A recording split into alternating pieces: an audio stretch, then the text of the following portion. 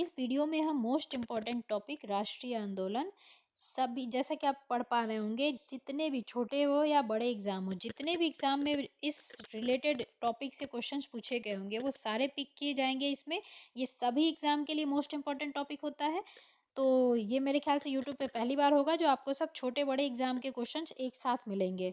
ठीक है, तो चलिए स्टार्ट करते हैं।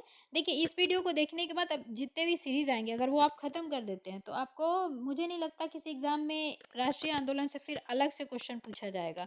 हाँ, इक्का दुक्का क्वेश्चन जो होते हैं पीसीएस में न्यू बनाए जाते हैं, बट छोटे मोटे एग्जाम में तो नहीं पूछा जाएगा। ठीक है, चलिए स्टार्ट करते हैं।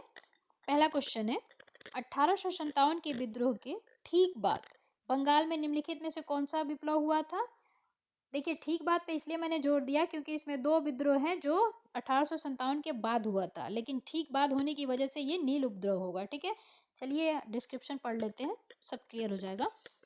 1857 के विद्रोह के ठीक बाद बंगाल में नील विद्रोह हुआ था 1859 से 1860 के बीच में। ठीक है, सन्यासी विद्रोह कब हुआ था?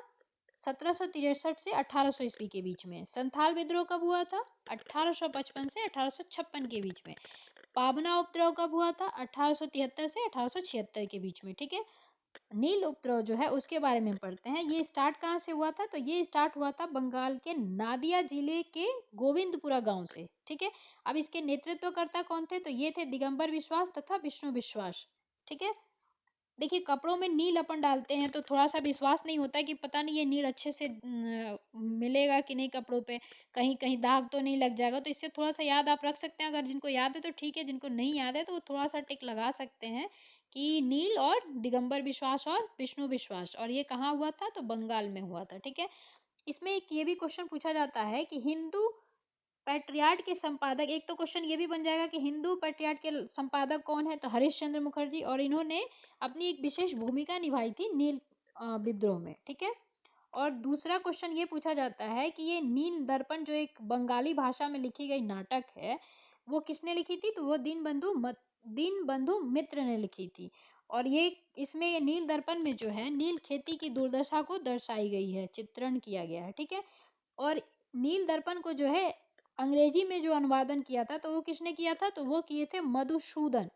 मधुसूदन ने अंग्रेजी में किया। तो अब ये भी क्वेश्चन पूछा जा सकता है कि नील दर्पण का अंग्रेजी के संपादक कौन है? तो वो है मधुसूदन। ठीक है, और ये जो ओरिजिनल नील दर्पण है वो कहाँ है? बंगाली भाषा में और बंगाल में ही हुआ था। ठीक है, और किसने लिखा था? दीनबंधु मित्र ने। नेक्स्ट क्वेश्चन है, देखिए अब उसी से क्वेश्चन आपको मिलेंगे तो आप पढ़ते ही क्वेश्चन आंसर दे पाओगे। नील कृषकों की दुर्दशा पर लिखी गई पुस्तक नील दर्पण के लेखक कौन है? तो ये हो जाएंगे दीनबंधु मित्र। ठीक है, नेक्स्ट क्वेश्चन है, प्रसिद्ध नाटक नील दर्पण जिसमें इंडिगो की खेती करने वाले किसानों के दमन का चित्रण किया गया है की रचना किसने की है? उन्हीं सब क्वेश्चंस को वो क्या कर रहा है? घुमा घुमा के पूछ रहा है। तो ये फिर हो जाएंगे दीनबंधु मित्र। नेक्स्ट क्वेश्चन है, नील दर्पण नाटक का लेखक कौन था? देखिए, ये एक नाटक था, ये भी ध्यान रखना है आपको। तो इसके लेखक कौन? फिर वही हो जाएंगे दीनबंधु मित्र। ठीक, नेक्स्ट है, निम्नलिखित में से किस कारण से भारत में 20वीं शताब्दी के आरंभ में नील की खेती का ह्रास हुआ था? तो देखिए क्या हुआ, 20वीं शताब्दी आते आते जो नील की खेती एक तो किसान करते थे उनकी जमीन भी बंजर हो जाती थी, मतलब उपजाऊ नहीं रहती थी, वो अपनी उर्वरा शक्ति बहुत खो देती थी। और ऊपर से क्या हुआ कि वो नील की खेती करने लगे, और 20वीं शताब्दी में क्या होता है कि उनकी जो डिमांड होती है स्तरीय लेवल पे, अंतरराष्ट्रीय लेवल पे, मतलब कि भारत से बाहर भी ये एक्सपोर्ट होता था, तो अब उसकी क्या मांग जो होती है कम हो जाती है। तो वो क्यों हुआ था? तो ये हुआ था नई नई खोजों के कारण विश्व बाजार में इसका अलाभकार होना। और ये कहा किसने पहले किया था? जर्मनी ने। चलिए आप डिस्क्रिप्शन पढ़ लेते हैं। नील का पौधा मुख्यतः उष्ण कटिबंधीय फसल है। देखिए, आपसे ये भी क्वेश्चन पूछा जा सकता है कि नील का जो पौधा है वो कौन सा फसल है? तो ये उष्ण कटिबंधीय फसल होता है। ठीक है, उसके बाद आपको मेन ध्यान रखना है इसमें कि जर्मनी में बनी डाई ने भारतीय नील को अंतरराष्ट्रीय व्यापार से बाहर कर दिया। ठीक है, यही क्वेश्चंस पूछे जा सकते हैं। बाकी आप चाहें तो रोक के इसका पूरा डिस्क्रिप्शन पढ़ सकते हैं। ठीक है, नेक्स्ट है, वंदे मातरम गीत किसने लिखा था? तो ये लिखा था बंकिम चंद्र चटर्जी ने। ठीक है, डिस्क्रिप्शन पढ़ लेते हैं। वंदे मातरम गीत बंकिम चंद्र चटर्जी की प्रसिद्ध कृति आनंद मठ से, ये भी बार बार पूछा जाता है, आनंद मठ से लिया गया है। इस उपन्यास का कथानक सन्यासी विद्रोह है, ये भी पूछा जाता है। 1896 में कांग्रेस में कलकत्ता अधिवेशन में इसे पहली बार गाया गया था। तो कब गाया गया था? 1896 में गाया गया था। और इसके जो अध्यक्ष थे वो दूसरे मुस्लिम थे, रहीमतुल्लाह सयानी, शयानी। ठीक है, ये पहले दूसरे मुस्लिम अध्यक्ष थे। और पहले कौन थे? तो वो बदरुद्दीन तैयब जी थे। ठीक है, तो ये भी याद रखिएगा क्योंकि क्वेश्चन पूछा जाता है दूसरे मुस्लिम अध्यक्ष कौन थे, तो वो रहीमतुल्लाह सयानी थे। ठीक है, नेक्स्ट है, आनंद मठ उपन्यास का कथास्तु आधारित है। तो फिर वही क्वेश्चन है, घुमा के पूछा जाता है बार बार, तो सन्यासी विद्रोह पर। देखिए क्वेश्चंस रिपीट हो रहे होंगे क्योंकि हमने सारे क्वेश्चंस लिए हैं, किसी भी एग्जाम में किसी भी तरह से पूछा गया हो तो। ठीक है, तो आपको रिपीट करोगे तो आपको पक्का दिमाग में भी बैठ जाएगा ये। चलिए नेक्स्ट क्वेश्चन है, निम्नलिखित विद्रोहों में से किसको बंकिम चंद्र चटर्जी ने अपने उपन्यास आनंद मठ में उल्लेख करके प्रसिद्ध किया था? तो फिर हो जाएगा सन्यासी विद्रोह। नेक्स्ट है, निम्नलिखित में से किसने अपनी कृतियों द्वारा सन्यासी विद्रोह को ख्याति प्रदान की? तो ये हो जाएगा बंकिम चंद्र चटर्जी। एक ही क्वेश्चंस को घुमा घुमा के ये लोग पूछते हैं। ठीक है, नेक्स्ट है, बंकिम चंद्र चटर्जी के प्रसिद्ध उपन्यास आनंद मठ की कथा नक आधारित है। तो ये है फिर वही सन्यासी विद्रोह पर। नेक्स्ट है, निम्नलिखित युग्म में सही सुमेलित नहीं है। ठीक है, बताना है कि सही सुमेलित नहीं है कौन सा। तो पावना तो अभी ऊपर पढ़ाया मैंने, वो सही है। दक्कन का विद्रोह 1875 में हुआ था। सन्यासी विद्रोह अभी देखा आपने कि 1894 में नहीं हुआ था, तो ये गलत हो जाएगा। और कोल विद्रोह 1831 से 32 में, जो भी इसमें सन दिए गए हैं वो भी आप याद रखें सी को छोड़ के, क्योंकि सी गलत मतलब दिया हुआ है, 1894 नहीं, वो हो जाएगा आपको 1763 से 1800 के बीच में। कहीं कहीं 1770 भी दिया रहता है, लेकिन सही है इसका 1763 से 1800 के बीच में। ठीक है, ये ध्यान रखिएगा आप, सन्यासी विद्रोह। नेक्स्ट है, बकास्त भूमि की वापसी की मांग, मुंगेर में बरहिया ताल विरोध का उद्देश्य क्या था? तो देखिए इसमें याद रखना है आपको, बरही ताल जो है ना, ये मैक्सिमम क्वेश्चन में पूछता ही है। बरहिया ताल जो विरोध है उसका उद्देश्य क्या था? तो ब से बरहिया ताल और ब से बकास्त भूमि। ठीक है, तो ये हो जाएगा इसका आंसर, मुंगेर के बरहिया ताल विरोध का उद्देश्य बकास्त भूमि की वापसी की मांग थी। ठीक, कभी कभी एग्जाम में क्या स्ट्राइक नहीं करता कि हाँ वो क्या था, तो वो इससे मैंने थोड़ा सा बता दिया कि ब से बकास्त और ब से बरहिया ताल। ठीक है, और ये कहाँ हुआ था? मुंगेर। नेक्स्ट है, 19वीं शताब्दी के दौरान होने वाले बहावी आंदोलन का मुख्य केंद्र क्या था? तो ये अपना पटना था, पटना। ठीक है, आप ये डिस्क्रिप्शन चाहे तो पढ़ सकते हैं। इसमें मेन मैं बता देती हूँ आपको कि इसका जो मतलब नेतृत्व करता थे वो कौन थे। तो ये सैयद अहमद बरलेवी, ब से बहावी, ब से बरलेवी, ये भी थोड़ा सा याद रख सकते हैं। और लेकिन पटना में जब होने लगा था उस समय में ये लोग कुछ लोग थे, ये लोग थे अब्दुल्ला, मौलवी कासिम, इनायत अली, इन लोगों ने यहाँ पे नेतृत्व किया था जब ये पटना में चल रहा था बहावी आंदोलन। ठीक है, नेक्स्ट है, कूका आंदोलन की नींव पड़ी थी, कहाँ पड़ी थी? तो ये पड़ी थी आपको पंजाब में, तो ये हो जाएगा पंजाब। ठीक है, नेक्स्ट है, पागलपंथी विद्रोह एक विद्रोह था, पागलपंथी क्या था? गारो का। ठीक है, तो इसका आंसर हो जाएगा बी। अब पागलपंथी के बारे में पढ़ लेते हैं, इससे रिलेटेड फिर आपको क्वेश्चंस मिलेंगे। ठीक है, तो पागलपंथी एक अर्ध धार्मिक संप्रदाय था। ठीक है, इसमें मेन है बंगाल के करम शाह ने इसको नेतृत्व किया था।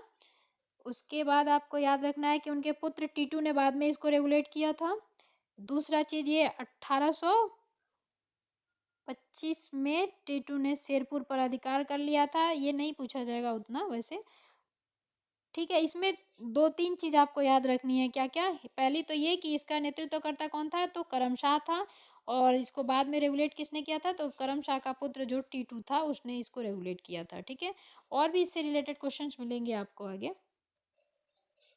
देखिए, पागलपंथ की स्थापना किसने की थी? तो वही जिसने नेतृत्व किया था करमशाह ने। ठीक है, नेक्स्ट है, निम्नलिखित में से कौन फराजी विद्रोह का नेता था? तो दादू मियाँ। दादू मियाँ जो था वो फराजी आंदोलन का नेतृत्व करता था। इसके बारे में दिया गया है, वैसे आप डिस्क्रिप्शन चाहे तो पढ़ सकते हैं, बाकी क्वेश्चंस में अभी मिलते ही जाएंगे क्योंकि उन्हीं क्वेश्चंस को वो घुमा घुमा के हर तरह से पूछता है। ठीक है, नेक्स्ट है, फराजी कौन थे? तो ये थे हाजी शरीयतुल्लाह के अनुयायी थे। तो इससे आप ध्यान रखिएगा, राजी हाजी। ठीक है, थोड़ा सा याद रहेगा। बेलू थम्पी ने अंग्रेजों के विरुद्ध आंदोलन का नेतृत्व कहाँ से किया था? तो उन्होंने केरल से किया था। वैसे ऐसे नाम जो होते हैं दक्षिणी भारत में ही मिलते हैं, खासकर केरल और तमिलनाडु में। तो अगर याद ना आए आपको कि ये बेलू थम्पू का नेतृत्व जो विद्रोह था वो कहाँ हुआ था, तो देखिए इसमें ध्यान रखिएगा आप, बेलू और लॉ दोनों लॉ से ही लास्ट होगा, ना कि तमिलनाडु। ठीक है, इसे याद रखिएगा, बेलूथम्पी केरल। नेक्स्ट है, महाराष्ट्र में रामोसी कृषक जत्था किसने स्थापित किया था? तो ये हो जाएंगे आपके वासुदेव बलवंत फड़के। अगर आपको ध्यान नहीं आ रहा हो कि ये कैसे याद रखेंगे, तो एक थोड़ा सा आप रख सकते हैं कि राम जी के जो अभी मतलब बसाया गया था राम जी को, तो बहुत से लोग फड़क गए थे। ठीक है, नेक्स्ट है, रामोसी विद्रोह सही रूप से किस भौगोलिक इलाके में हुआ था? तो ये हुआ था पश्चिमी घाट में। ठीक है, अब इसमें भी अगर पूर्वी घाट और पश्चिमी घाट में आपको कंफ्यूजन हो तो याद रखिएगा, इसमें भी स है और इसमें भी स मिलेगा, पूर्वी में स नहीं मिलता। तो रामोशी विद्रोह पश्चिमी घाट। ठीक है, नेक्स्ट है, निम्नलिखित में से कौन सा स्थान गडकरी विद्रोह का केंद्र था? तो ये था कोल्हापुर। ठीक है, नीचे डिस्क्रिप्शन चले हैं, अगर आप पढ़ना चाहें तो रोक रोक के आप पढ़ सकते हैं वीडियो को। ठीक है, नेक्स्ट है, मानव बलि प्रथा का निषेध करने के कारण अंग्रेजों के विरुद्ध विद्रोह करने वाली जनजाति का नाम क्या था? तो वो थी खोंड जनजाति। खोंड जनजाति ये क्या करती थी? बलि देती थी। तो बलि देने के लिए वैसे भी पहले गड्ढे खोदे जाते हैं, उसके बाद उसमें डाल के बलि दे दिया जाता है। तो उससे आप याद रखिएगा, खोंड जनजाति जो थी वो मानव बलि प्रथा के विरोध कर रही थी। वो लोग मतलब सोच रहे थे कि हमारे प्रथा को ये अंग्रेज जो है विलुप्त कर रहे हैं, इसलिए उन्होंने विद्रोह किया था। और एक चीज इसमें ध्यान रखिएगा कि इसके लिए अंग्रेजों ने एक मरीहा एजेंसी गठित की थी। तो वैसे भी बलि में मार दिया जाता है, तो मरीहा एजेंसी। ठीक है, और इसके जो नेतृत्व करता थे वो थे चक्र बिश्नोई। ठीक है, यहाँ देखिए चक्र बिश्नोई। ठीक है, नेक्स्ट है, कोल विद्रोह का नेतृत्व किसने किया था? तो बुद्ध भगत हो जाएंगे। और कोल विद्रोह कब हुआ था ये भी आपको याद रखना है, 1831 से 32 के बीच में। कुछ ही आंदोलन और विद्रोह हैं जो बार बार पूछे जाते हैं। नेक्स्ट है, 1831 में बुद्धो भगत के नेतृत्व में कोल विद्रोह किस क्षेत्र में हुआ था? तो ये सिंहभूम का राजा ने किया था।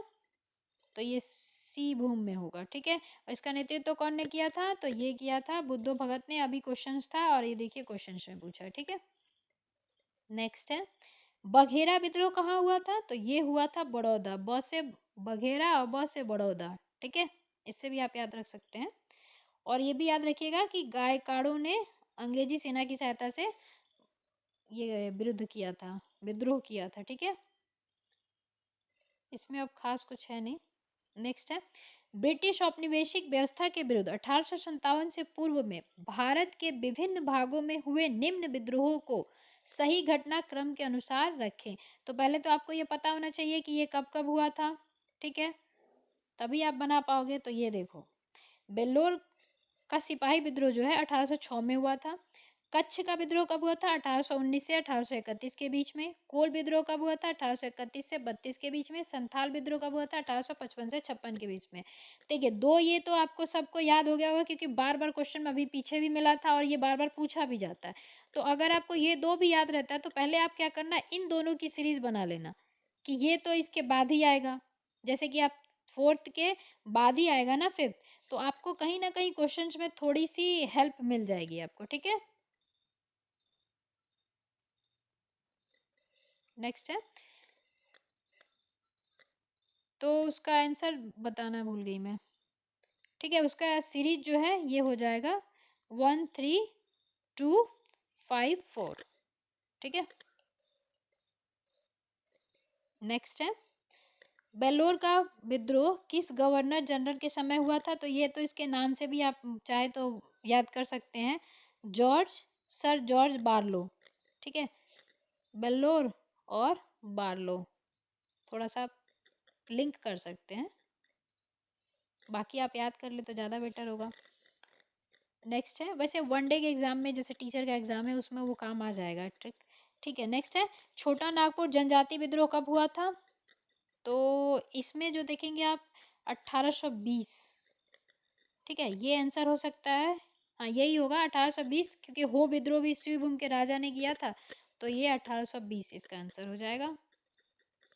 बाकी जो छोटा नागपुर है उसमें विद्रोह जो है बहुत इंपॉर्टेंट है, जितने भी विद्रोह हुए हैं ना वो बार बार विद्रोह पूछे जाते हैं, इसलिए एक बार इसको देख लेते हैं। कौन सा, हाँ अलग अलग नामों, चेरो विद्रोह जो है 1800 में हुआ था, कोल विद्रोह 1831 से 32 के बीच में हुआ था, संथाल विद्रोह 1855 से 56 के बीच में हुआ था, मुंडा विद्रोह 1899 से 1900 के बीच में हुआ था, और हो विद्रोह 1820 से 1821 के बीच में हुआ था। ठीक है, नेक्स्ट पढ़ लेते हैं, किस स्थान पर आदिवासियों ने अंग्रेजों के खिलाफ विद्रोह किया था? तो देखिए बिहार उस समय झारखंड के साथ था, और ज्यादातर जो जनजाति थे आदिवासी वो विद्रोह छोटा नागपुर के क्षेत्र में किए थे, तो उस समय ये बिहार आंसर हो जाएगा। तो अभी ये आंसर क्या हो गया आपका, बिहार। इस समय ध्यान रखिएगा झारखंड भी शामिल था। नेक्स्ट है संथाल विद्रोह का नेतृत्व किसने किया था? देखिए अभी अभी तक बार बार ये पूछा जा रहा था, संथाल विद्रोह का नेतृत्व तो सिद्धू कान्हू ही ऑप्शन में देता था, अब क्या कर रहा है कि वो चांद भैरव को भी ले रहा है, तो ये चारों भाई थे। ठीक है, तो आप याद रखिएगा ए और बी दोनों हो जाएंगे, सिद्धू कान्हू भैरव चांद दोनों, चांद भैरव ज्यादा याद रहता है।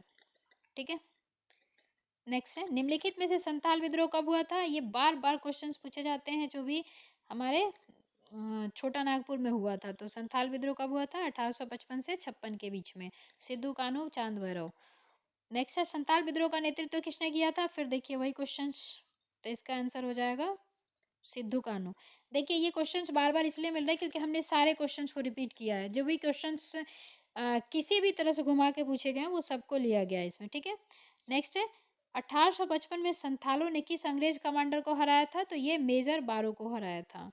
ठीक है, संथालों ने किस अंग्रेज कमांडर को भागलपुर में हराया था? तो वो मेजर बारो था। ठीक है, क्योंकि बिहार में जो ये संथाल विद्रोह था वो मेन तौर पे जो क्षेत्र देखा जाए वो भागलपुर की तरफ था। ठीक है, ये देखिए यहाँ पे दिया है भागलपुर क्षेत्र के भगनीडीह तालुक में विद्रोह कर दिया था इन लोगों ने, संथालों ने। ठीक है, और इसका नेतृत्व किसने किया था? सिद्धू कान्हू चांद भैरव नामक 4 भाइयों ने किया था। ठीक है, बाकी ये देख लीजिएगा किसने दमन किया था पूछा जा सकता है, तो ब्राउन और जनरल लायड ने। ठीक है, कमिश्नर ब्राउन थे और मेजर जनरल लायड ने। नेक्स्ट है 1855 के संथाल हुल के संदर्भ में निम्नलिखित में से कौन सा कथन सही है? तो इसमें बताना है कि कौन सा कथन सही है। तो अभी देखा आपने कि भागलपुर है उस एरिया में लिया गया था, गोको गोंडा का एक महत्वपूर्ण नेता था, इस संदर्भ में महाजन दीनदयाल राय जी भी एक महत्वपूर्ण नाम है, तो है। और नीलभद्रों में कौन थे? हरिश्चंद्र, हिंदू पैट्रियार्ट के। इसी तरह वो भी क्वेश्चन पूछा जाता है। तो फिलहाल इसमें 1 2 3 तीनों सही हो जाएगा, क्योंकि मुजफ्फरपुर तो नहीं था, भागलपुर था। तो इसका आंसर हो जाएगा 1 2 3 सही हो जाएगा। ठीक है, नेक्स्ट है संथाल विद्रोह के शांत हो जाने के बाद औपनिवेशिक शासन द्वारा कौन कौन सा उपाय किए गए? जब शांत शांत हो गया तो क्या इसका रिजल्ट निकला? तो ये दोनों हो जाएगा। ठीक है, संथला संथाल परगना नामक राज्य क्षेत्र का सृजन किया गया था, किसी संथाल का गैर संथाल की भूमि को अंतरण करना गैर कानूनी हो गया था। ठीक है, नेक्स्ट है, अच्छा इसमें एक चीज आप ध्यान रख सकते हैं जो हाईलाइट किया है मैंने, भागलपुर और भीम वीरभूमि का बंटवारा करके संथाल परगना जिला बनाया गया था। तो कौन कौन थे उसमें? भागलपुर और बीरभूम। नेक्स्ट है निम्नलिखित में से कौन सी घटना महाराष्ट्र में घटित हुई थी? तो देखिए इसमें जो है भील विद्रोह, भील जो है वैसे मैक्सिमम पाए भी जाते हैं महाराष्ट्र और मध्य प्रदेश में। ठीक है, तो ये भील विद्रोह हुई थी। इसमें आपको याद रखने वाली चीज है ये वाली, भील विद्रोह के लिए आप खास तौर पे ये याद रख लें कि वास्तव में कृषि संबंधी कष्ट तथा नई सरकार का भय इस विद्रोह का कारण था और 1825 में इसका नेतृत्व किसने किया था? सेवरम के नेतृत्व में किया गया था भील विद्रोह। ठीक है, नेक्स्ट है मेवाड़, बांगड़ और पास के क्षेत्रों में भीलों के सामाजिक सुधार के लिए लशोड़िया आंदोलन का सूत्रपात किसने किया था? तो ये हो जाएंगे गोविंद गिरी। ठीक है, आप चाहे तो इसको डिस्क्रिप्शन पे जो है वो पढ़ सकते हैं, इसमें इम्पोर्टेंट दिख रहा है ये कि गोविंद गिरी ने भीलों को संगठित करने के लिए 1883 में सभ्य सभा की स्थापना की थी।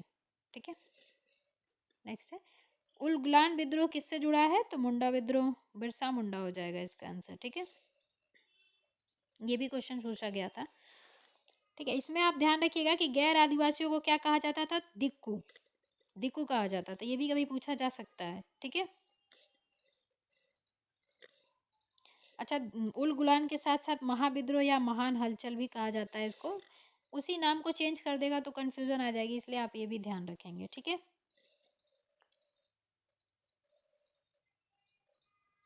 और जो अपने बिरसा मुंडा थे 3 मार्च 1900 को चक्रधर के जाम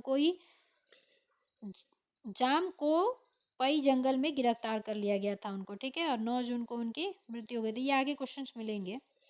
नेक्स्ट है भारत के इतिहास के संदर्भ में उल गुलान अथवा महान उपद्रव निम्नलिखित में से किस घटना का विवरण था? तो ये हो जाएगा बिरसा मुंडा वाला, 1899 से 1900 के बीच में हुआ था ये विद्रोह। ठीक है, नेक्स्ट है जिस आदिवासी नेता को जगत पिता धरती आबा कहा जाता था वो कौन थे? तो वही थे बिरसा मुंडा, जिनको धरती का आबा कहा जाता था, इनका उपनाम रखा गया था। मुंडा विद्रोह का नेता कौन था? तो बिरसा मुंडा, वो तो नाम में वैसे अब सबको रटा जा चुका होगा। बिरसा मुंडा को सोते हुए पकड़ा गया था, देखिए ये वाला क्वेश्चन है। जामकोपाई जंगल आपने देख ही लिया ऊपर। अब इसमें देखिए क्या ये कब पकड़े गए थे? 3 मार्च 1900 को पकड़े गए थे, और इनकी मृत्यु जेल में कब हुई थी? तो वो हुई थी 9 जून 1900 को। तो इसमें आप देखिए एक चीज ध्यान रखिएगा, 3 मार्च, ठीक है, और ये 9 जून, तो 3 मार्च को ये पकड़े गए थे 1900 को, क्योंकि 1900 तक तो ये आंदोलन ही चला था, और 9 जून को इनकी मृत्यु हो गई थी जेल में रहस्यमय तरीके से। तो इसमें ना 3 जून और 3 9 में 3 जोड़ेंगे तो आप ये हो जाएगा, और मार्च से 3 जोड़ेंगे तो 3 3 का प्लस कर देना है, तो मृत्यु भी याद आ जाएगी। ये यानी कि दोनों, ये जो दोनों डेट हैं 9 जून और 3 मार्च, दोनों में से एक भी आपको याद रहता है तो आप टिक लगा पाओगे। ठीक है, बिरसा मुंडा किसके पक्ष में थे? तो वो किसी खास इस राज्य विशेष के पक्ष में नहीं थे, तो इनमें से कोई नहीं हो जाएगा। हाँ, उन्होंने मुंडा जाति का शासन स्थापित करने की बात कही थी, लेकिन वो किसी भी राज्य विशेष स्थापना के पक्षधर नहीं थे। बिरसा मुंडा का कार्य क्षेत्र कौन सा था? तो वो रांची हो जाएगा। ठीक है, नेक्स्ट है जनजातीय लोगों के संबंध में आदिवासी शब्द का प्रयोग किसने किया था? तो ये ठक्कर बाबा ने, ठक्कर बप्पा ने। ठीक है, और ये भी चीज ध्यान रखिएगा, इन्होंने गांधी जी के साथ हरिजन सेवा, तो इसमें ये भी आपको याद रखना कि हरिजन सेवा के संस्थापक कौन थे? तो वो गांधी जी थे। दूसरी उन्होंने काम किया था इसमें ठक्कर बापा ने। उसके बाद आप देखेंगे ये दिया है सर्वेंट ऑफ इंडिया सोसाइटी में भी वो सदस्य रहे थे, और सर्वेंट ऑफ इंडिया के जो संस्थापक है वो कौन है? गोपाल कृष्ण गोखले। और गोपाल कृष्ण गोखले कौन थे? तो वो थे गांधी जी के राजनीतिक गुरु। एक चीज आप ध्यान रखिएगा, अब मिल गया तो RGM, तो महात्मा गांधी के गुरु कौन हो जाएंगे? गोपाल कृष्ण गोखले, और गोखले के गुरु कौन हो जाएंगे? रनाड़े। ठीक है, नेक्स्ट है भारत में 19वीं शताब्दी के जनजातीय विद्रोह के लिए निम्नलिखित में से कौन से तत्व साझा कारण मुहैया किया था?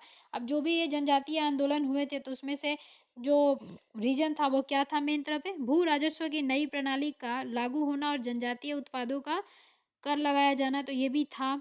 जनजातीय क्षेत्रों में विदेशी धर्मों का प्रचारक का प्रभाव, ये भी था। जनजातीय क्षेत्रों में बिचौलियों के रूप में बड़ी संख्या में महाजनों, व्यापारी और लगानों के ठेकेदारों का बढ़ना, ये भी था। लेकिन आप क्वेश्चंस में ध्यान देंगे कि वो मुख्य रूप से पूछ रहा है भारत में सत्ता जनते मुख्य रूप से, तो मुख्य रूप से हो जाएगा जनजातीय समुदायों की प्राचीन भूमि संबंधी व्यवस्था का संपूर्ण विवरण। तो इसका आंसर कौन सा हो जाएगा? ये डी नंबर। क्योंकि मुख्य रूप से ये था, बाकी सब भी थे, ऐसा नहीं है कि नहीं है। ठीक है, नेक्स्ट है हौज विद्रोह कब हुआ था, तो ये 1820 से 1821 के बीच में हुआ था। ठीक है, और ये भी ध्यान रखिएगा जिसका केंद्र क्या था, बिहार का संथाल परगना, मतलब झारखंड भी उस समय साथ था बिहार में। खैरवार आदिवासी आंदोलन कब हुआ था, तो ये हुआ था आपको 1874, ए नंबर। ठीक है, खैरवार आदिवासी आंदोलन जो है 1874 में हुआ था। और इसके नेतृत्व कौन थे, तो नेतृत्वकर्ता थे भागीरथ मांझी। खैरवार आदिवासी आंदोलन के नेतृत्वकर्ता कौन थे, भागीरथ मांझी। नेक्स्ट है संबलपुर के अनेक ब्रिटिश विरोधी विद्रोहों का नेता निम्नलिखित में से कौन था, तो ये थे सुरेंद्र साई, ये थे। ठीक है, संबलपुर और स से संबलपुर और स से सुरेंद्र। संबलपुर की गद्दी के दावेदार सुरेंद्र भाई ने यहाँ ब्रिटिश विरोधी आंदोलन का नेतृत्व किया और उन्होंने फिर आत्मसमर्पण भी कर दिया था। नेक्स्ट है एका आंदोलन का प्रारंभ किया गया था, तो ये हो जाएगा हरदोई, उत्तर प्रदेश के हरदोई, बाराबांकी एवं अन्य स्थानों के किसानों द्वारा किया गया था। ठीक है, एका आंदोलन किसके द्वारा किया गया था, एका आंदोलन तो वो किसानों के द्वारा किया गया था, ये भी पूछा जा सकता है क्वेश्चन। ठीक है, एका आंदोलन 1921 से 22 का प्रारंभ उत्तर प्रदेश के हरदोई, बहराइच, सीतापुर आदि जिलों में किसानों द्वारा प्रारंभ किया गया था। ठीक है, ये याद रखिएगा। और ये क्यों किया गया था, 50% अधिक लगान वसूलने की वजह से। ठीक है, यही इनका मुद्दा था। और एक चीज ये भी देखिएगा, इस आंदोलन का नेतृत्व पिछड़ी जाति के मदारी पाशी ने किया था। नेक्स्ट है सूची का मिलान करना है। ठीक है, किरंपा विद्रोह कब हुआ था, तो ये हो जाएगा आपको आंसर, पहले तो बंगाल का नील विद्रोह सबसे इंपॉर्टेंट है, जो बहुत बार पढ़ चुके हैं अपन, तो ये याद होगा सबको। तो ये कब हुआ था, 1859 में। ठीक है, और इससे क्या होता है, अब ऑप्शन को एलिमिनेट कर सकते हैं। ठीक है, और अभी ऊपर आपने पढ़ा पावना विद्रोह, तो ये कब हुआ था, 1873 से 76 के बीच में। अगर दो भी आप मिला लेते हैं तो मैक्सिमम क्वेश्चंस ऐसे होते हैं जिसमें आप ऑप्शन का आंसर दे सकते हैं। ठीक है, तो इसमें हो जाएगा रंपा विद्रोह, इस ए का 2, और बचा कौन, जयंतिया विद्रोह, तो ये 1860 से 63 के बीच में। तो इसका आंसर हो गया ए का 2, बी का 4, सी का 1 और डी का 3। ठीक है, ठीक है, अब ये वीडियो जो है यहीं खत्म होता है, ये पार्ट 1 रहेगा, फिर और भी सीरीज आएंगी, सारे एग्जाम्स के क्वेश्चंस लिए जाएंगे। और आपसे एक रिक्वेस्ट रहेगी कि चैनल को प्लीज सब्सक्राइब किया करें। ओके, थैंक यू, मिलते हैं फिर अगले वीडियो में। और किसी भी प्रकार की अगर सजेशन हो तो आप दिया करें। Thank you.